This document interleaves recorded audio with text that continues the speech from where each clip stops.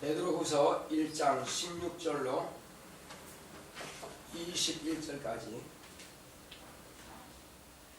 우리 주 예수 그리스도의 능력과 강림하심을 너희에게 알게 한 것이 공교히 만든 이야기를 쫓은 것이 아니요 우리는 그의 크신 위엄을 친히 본 자라. 지극히 큰 영광 중에서 이러한 소리가 그에게 나기를 이는 내 사랑하는 아들이요 내 기뻐하는 자라 하실 때에 저가 하나님 아버지께 존귀와 영광을 받으셨느니라. 이 소리는 우리가 저와 함께 거룩한 산에 있을 때에 하늘로서 나음을 들은 것이라. 또 우리에게 더 확실한 예언이 있어 어두운 데 비치는 등불과 같으니 날이 새어 샛별이 너희 마음에 떠오르기까지 너희가 이것을 주의하는 것이 가하니라. 먼저 할 것은 경의 모든 예언은 사사로이 풀 것이 아니니 예언은 언제든지 사람의 뜻으로 낸 것이 아니요 오직 성령의 감동하심을 입은 사람들이 하나님께 받아 말한 것임이니라. 아멘. 오늘 말씀의 요약을 보겠습니다. 성령의 감동으로 기록된 성경. 시작. 하나님은 뜻을 작정하시는 분이시다. 아들은 아버지의 뜻을 이루려고 오셨다. 그가 성령으로 모세와 선지자를 통해 율법과 예언을 제자의 증언을 통해 은혜의 진리를 기록했으니 성경의 권위에 대해서 알 것은 축자 영감수는 맞지 않다. 사도 베드로가 염려하는 것도 이러한 논란에 대해 편지를 쓴 것이다. 구약 성경은 히브리어로 신약 성경은 헬라어로 기록했으며 세상의 책은 논리적으로 공교하게 기록되어 있다. 그러나 성경은 기자가 성령의 감동을 따라 하나님께 받아 도막도막으로 기록했다. 자부마다 영감이 있는 것이 아니라 성경 전체에서 하나님의 뜻이 나타난다. 성경은 하나님이 친히 입으로 하신 말씀과 예수의 위엄을 친히 본 자들의 간증이다. 모든 예언은 사사로이 풀면 안 된다. 무식한 자들과 굳세지 못한 자들이 억지로 풀다가 스스로 멸망에 이른다. 모든 성경은 하나님의 감동으로 된 것으로 교훈과 책망과 바르게 함과 의로 교육하기에 유익하니 하나님의 사람으로 선한 일 하게 합니다. 성경은 전학무호하다. 1600년 동안 신구약 성경이 기록되었고 여러 나라 언어로 번역되었으니 구원 얻기에 부족함이 없다. 성경에 오류가 있다고 하는 이가 있으면 그는 성경을 폄훼하며 하나님의 말씀을 부정합니다. 하나님이 보증하신 말씀임을 믿으면 능력이 있다. 내 영혼아 성경은 하나님이 보증하심을 믿자. 자, 하나님은 뜻을 작정하시는 이십니다. 우리 하나님은 뜻을 작정하시나 세 번 합시다. 시작. 하나님은 뜻을 작정하시는 이시다. 하나님은 뜻을 작정하시는 이시다. 하나님은 뜻을 작정하시는 이시다. 그렇습니다. 하나님은 그 뜻을 작정하시는 분이십니다. 그가 보내신 하나님의 아들은 아버지께서 정해 놓으신 그 뜻을 이루시려고 아들이 세상에 오신 것입니다. 자, 그런데 하나님께서 보내신 아들은 임의로 자기 뜻대로 일을 하시는 것이 아니라 아버지의 뜻을 친히 명령으로 받아서 오신 분이십니다.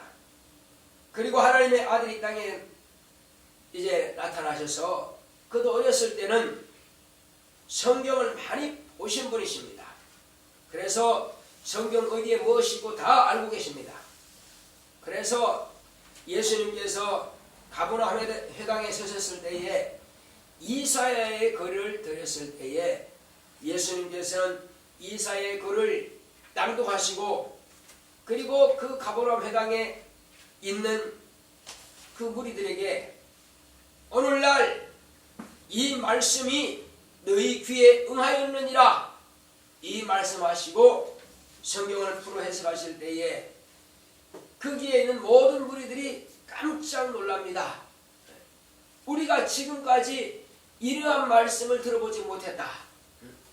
이는 진실로 권세 있는 새 교훈이로다. 이렇게 하면서 예수님께서 가르치는 말씀에 대해서 아주 놀라는 것입니다. 그리고 그 가버나움 해당에 있는 모든 사람들의 육체 속에 숨어있던 귀신들이 이구동성으로 하나님의 아들에 대해서 말하면서 예수님께서 잠잠하고 그 사람에게서 나오라 명하시니 다 그 사람들 속에서 귀신이 소리지르며 나가는 현장을 제자들은 또한 목격하게 되는 것입니다. 자, 이와 같이 이제 이 성경은 사람이 임의로 기록한 것이 아닙니다. 공교하게 기성증교를 통해서 서론, 본론, 결론을 정해놓고 주제 이렇고 제목은 이렇고 소제목은 이렇게 하고 해서 아주 경교하게 이렇게 기록한 성경이 아니라는 말씀입니다. 그러면 성경은 누가 어떻게 기록했느냐 하는 것입니다. 이 성경 말씀은 성령의 감동으로 기록되었다고 이 베드로후서 1장 21절에 밝히 말씀하고 있습니다. 예언은 언제든지 사람의 뜻으로 낸 것이 아니요 오직 성령의 감동하심을 입은 사람들이 하나님께 받아서 말하는 것임이니라. 이렇게 기록하고 있습니다. 그러므로 비록 사람의 손으로 기록을 했다 할지라도 그 사람을 감동하시는 이는 성령이시라는 것입니다. 성령의 감동을 입지 않고는 이 성경을 기록할 수 없으며 이 성경에 기록된 말씀을 밝히 해석할 수도 없고 풀 수 없다는 것입니다. 그러므로 바로 성령으로 말미암아서 모세와 선지자들은 율법과 예언을 기록했고 또 이 성령의 이제 감동뿐만 아니라 내주하시는 성령을 이제 받은 그러한 제자들과 정인들의 손을 통해서 은혜와 진리의 말씀을 기록한 것을 우리가 볼 수 있습니다. 그러므로 어느 누구가 만약에 이 성경 글자 하나하나에든지 아니면 이 구절 하나하나에 영감이 있다, 그렇게 말한다면 그것은 잘못된 표현인 것입니다. 그래서 이것을 갖다가 다른 말로 하면 축자 영감설이라고 하는 것입니다. 이 축자 영감설이 잘못된 것은 이 글자 하나에 영감이 있는 것이 아니라 바로 기록된 성경 전체를 통해서 하나님의 의도, 곧 하나님의 뜻이 기록되어 있다고 하는 것을 우리가 알 수 있습니다. 예를 든다면 예수님을 소개하는데 예수님의 어디에 점이 있고 어디에 상처가 나 있고 이렇게까지 말할 필요는 없다는 것입니다. 예수님 자체에 대해서 말씀을 증가하면 되지 어디에 상처는 있고 어디에 눈이 어떻고 그렇게 할 필요는 없다는 것입니다. 혹이 글자 하나가 여기서 오타가 났다 할지라도 이 축자 영감설이 아니기 때문에 그건 잘못된 부분이기 때문에 전체에 흐르는 말씀이기 때문에 그래서 이 성경은 바로 하나님의 아들에 대해서 증거하고 있다는 것입니다. 그래서 사도 베드로도 여기에 대해서 경계하는 말씀을 이렇게 기록하고 있는 것입니다. 그래서 이 성경의 기록은 이 구약 성경은 히브리어로 기록되어 있습니다. 그러면 왜 히브리어로 기록되어 있느냐? 그것은 하나님의 아들이 오시기까지 하나님의 입으로 내신 말씀이 조금도 변해서는 안 되기 때문에 이 히브리어는 전혀 변화가 없는 언어입니다. 처음 기록될 때 그때와 오늘날도 똑같은 기록으로 남아있는 것입니다. 거기는 파생리가 없어요. 그리고 다만 이 히브리어는 단어 수가 너무나 적습니다. 얼마 되지 않습니다. 그러므로 한 단어에 여러 가지 뜻이 있다는 것입니다. 여러 가지 뜻이 있습니다. 그러므로 그 뜻을 잘못 선택한다면 잘못된 해석이 나올 수 있습니다. 그러므로 이 구절에 맞게끔 그 뜻에 합당하게끔 어느 부분의 뜻을 사용할 것이냐 하는 것에 대해서 참으로 성경학자들의 해석은 잘못될 수가 있습니다. 그러나 이것은 반드시 그 구절에 맞게끔 이렇게 뜻을 사용해야만이 되는 것입니다. 자, 그러므로 성경 말씀 자체가 오류가 있는 것이 아니라 성경 해석하는 사람들이 잘못된 해석을 내놓을 수가 있을 수 있다는 것입니다. 그러므로 우리는 하나님의 의도를 분명하게 알아야 됩니다. 자, 그리고 헬라어는 이제 여러 파생어가 있습니다. 그러므로 파생어를 통해서 여러 가지 내용들을 다양하게 구사할 수 있기 때문에 이것은 이제 신약 성경은 헬라어로 기록되어 있습니다. 그러므로 이 헬라어는 전 세계 여러 나라 언어로 번역하기에 좋게끔 한마디로 이 번역하기에 요긴하다는 것입니다. 그러므로 신약 성경은 이제 그리스 로마어를 통해서 전 세계로 이 언어가 빨리 달려서 전 세계 언어로 번역되어서 전 세계 모든 인류가 다 하나님의 말씀을 듣고 이제 믿음을 얻도록 하기 위해서 이렇게 헬라어로 기록된 것입니다. 이제 그러므로 이 성경은 이 베드로가 말한 것처럼 어떤 작구에다가 이렇게 딱 규모 있게 만들어서 공교하게 꾸며서 이렇게 기록된 것이 아닙니다. 이 성경은 그러면 어떻게 기록됐는가? 성령의 감동을 입은 사람들이 구약 성경을 기록했고 또 성령으로 내주하시는 성령을 모신 예수의 제자들과 그리고 이후에 성령을 받은 정인들에 의해서 하나님께서 이렇게 역사하셨다 하는 것을 기록한 것입니다. 그러므로 제자들은 실제로 예수님을 만난 것이요 예수님을 눈으로 보고 귀로 들은 자들입니다. 여기서 지극히 거룩한 바로 산에서 이와 같이 거룩한 산에서 하나님의 음성을 들었습니다. 베드로는 말이에요. 그래서 이 베드로가 그 산이 어디냐면은 다볼산입니다.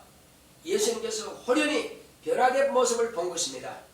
그곳에서 그 제자들은 이는 내 사랑하는 아들이요 내 기뻐하는 자니 너희는 저의 말을 들으라 하시는 하나님의 음성을 들은 것입니다.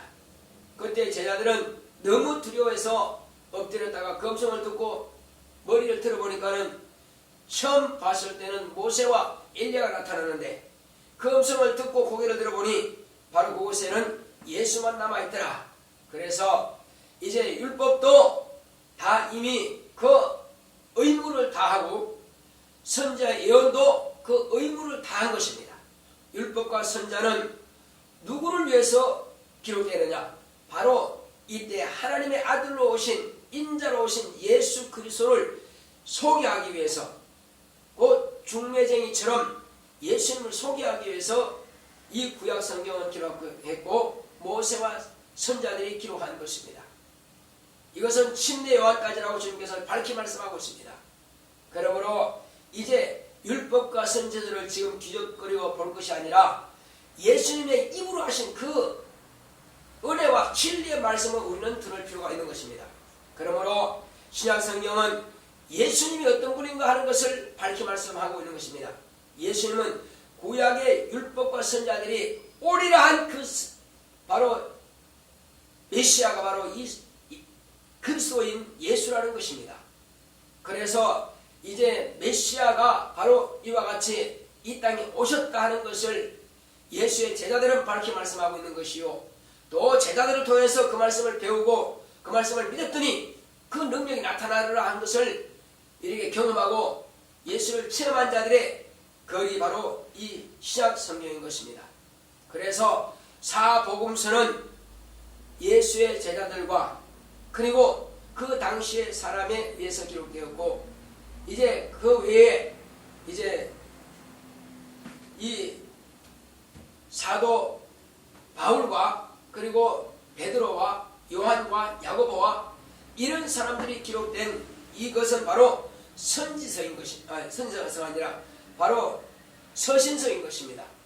이 서신서는 그 당시에 회당에서 또 이렇게 새로 개척된 교회에서 아직은 묶여져 있는 구약 성경이지만은 신약 성경이 있지 않을 때에 이들이 예수님을 만난 사람들의 편지를 통해서 그들은 이제 예수를 알게 되는 것입니다. 직접 가서 그들을 가르쳐야 되겠지만은 그러나 거리가 있고 하기 때문에 직접 가르치지 못한다 할지라도 자기들이 이 편지를 써서 제자들의 손을 들려서 그래서 그 교회당마다 돌려보기도 하고 다시 이제 이건 필사본이라고 합니다. 글씨를 써서 이렇게 손으로 써서 기록해서 원본은 이 교회에 남겨두고 그리고 사본을 또 다른 교회에 보냅니다. 이렇게 해서 필사본을 통해서 그들은 이제 글을 읽게 되는 것입니다. 그 당시의 성경은 구약에는 두루마리로 기록되어 있었고 물론 양피지에 기록된 것도 있죠. 신약도 마찬가지입니다. 이렇게 양피지에 기록하든지 아니면 파피루스라고 하는 것입니다. 광골과 같은 것인데 그걸 쪼개서 이렇게 압착해서 종이로 만든 것입니다. 그런 파피루스에다가 기록해서 두루마리를 만들어서 읽었습니다. 자, 오늘날 저와 여러분들이 가지고 있는 이 바로 전체 전권 구약과 성경이 한 책으로 묶여있는 것은 이 책을 보는 사람들은 참으로 복된 사람들인 것입니다. 그때는 부피가 얼마나 많은지 한마디로 큰 찬시로 다 싣지 못할 정도로 그렇게 성경의 분량이 많은 것입니다. 이제는 이렇게 인쇄술의 발달로 글자도 줄어들고 아주 잘 요약된 이 성경 우리가 가지고 있다는 것이 얼마나 감사한지 모릅니다. 그래서 이 성경을 전 세계 각 언어권별로 이렇게 번역해서 우리 정말 한국에서 이렇게 많이들 하고 있습니다. 그래서 언어가 없는 나라에는 언어를 가르쳐주고 그리고 글자를 가르쳐 주어서 성경을 보고하고 있습니다. 그러므로 전 세계 어디든지 이제 복음이 들어가지 않는 나라가 그렇게 많지가 않다는 사실입니다. 자, 그러므로 이제 이 성경은 바로 체계적으로 만들어진 것이 아니라 토막토막 하나님께서 그때그때마다 예수를 체험하는 사람, 하나님을 체험하는 사람들의 간증이 기록되어 있는 것입니다. 어떤 사람은 짧게 기록했고 어떤 사람은 길게 기록했을지라도 오직 그때그때마다 하나님을 체험한 사람들의 간증이 바로 이 성경인 것입니다. 그러므로 이제 이 성경은 하나님께서 아들을 통해서 이렇게 하리라 하는 그 약속을 말씀하셨고 예수님은 바로 내가 하나님께서 보내신 그다고 하는 것을 말씀하고 있는 것입니다. 그래서 이 성경은 하나님의 입으로 내신 말씀이요 그리고 하나님의 만난 사람들의 간증을 성령의 감동하심을 따라서 기록한 것이 바로 이 성경인 것입니다. 만약에 어떤 사람들이 이 성경에 대해서 글자가 무슨 잘못됐다든지 번역이 잘못됐다든지 오류가 있다든지 이렇게 말한다면 참으로 그는 성경을 폄훼하는 자요 그는 이제 성경에 대해서 잘못 말하고 있는 것입니다.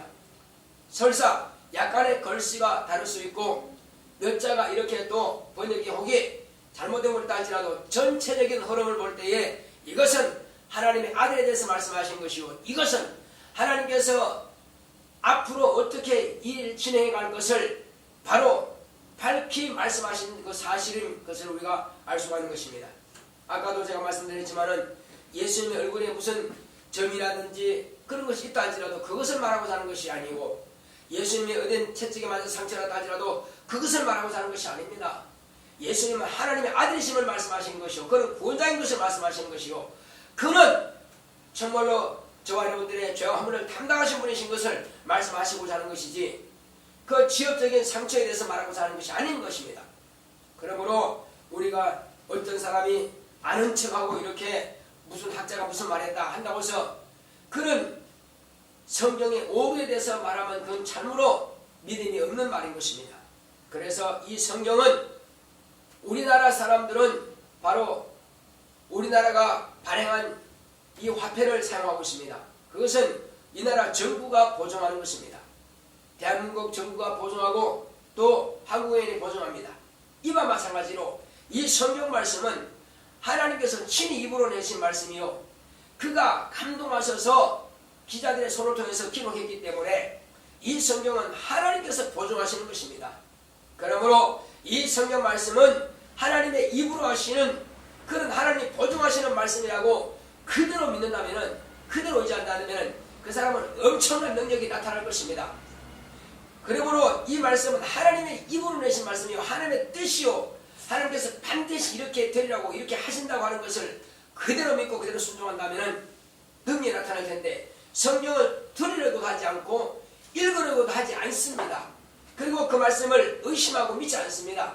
그러므로 당연히 믿음이 믿음이 없고 당연히 그 믿음이 없는 사람은 멸망한다는 것입니다.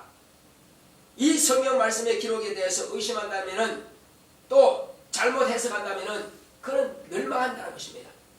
그래서 이 성경에 대해서 하나님은 정확무한 이 말씀을 그대로 우리는 듣고 순종할 필요가 있는 것입니다.